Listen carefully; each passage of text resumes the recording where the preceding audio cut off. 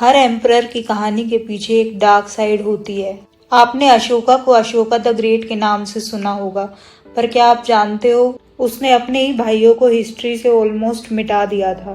Maurya dynasty में succession के time पर अशोका के 99 भाई थे। पावर स्ट्रगल में अशोका ने अपने ज्यादातर भाइयों को या तो मार दिया या हिस्ट्री से इरेज करवा दिया, जिससे सिर्फ उसकी ताकत का डंका बजता रहे। जिसका सबसे पहला बड़ा रीजन आता है power struggle for throne. Maurya dynasty में राजा बनने के लिए सक्सेशन क्लियर नहीं होता था। चंद्रगुप्त के बाद बिंदुसार के बहुत सारे बेटे थे। बिंदुसार के सबसे बड़े बेटे थे सुशिम, जो कि अशोक के बड़े भाई थे। अशोक के पिता सुशिम को अपना उत्तराधिकारी बनाना चाहते थे, लेकिन 272 ईसा पूर्व में वो गंभीर रूप से बीमार पड़ गए और उनकी मृत्यु हो गई। तो अशोका ने सुशिम को डिफीट किया और रिकॉर्ड्स में उसकी कहानी को हाईलाइट नहीं होने दिया।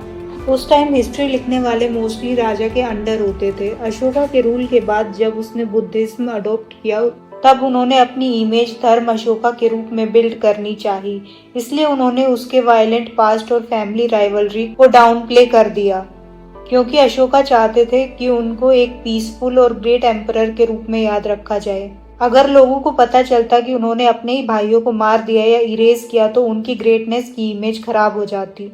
इसलिए आज हमारे पास अशोका की ग्रेटनेस के रिकॉर्ड्स हैं, लेकिन उनके भाइयों की कहानी एक इरेज्ड चैप्टर बनकर रह गई। आपके हिसाब से आप इसको स्ट्रेटजी कंसिडर करोगे या क्रूअल्टी?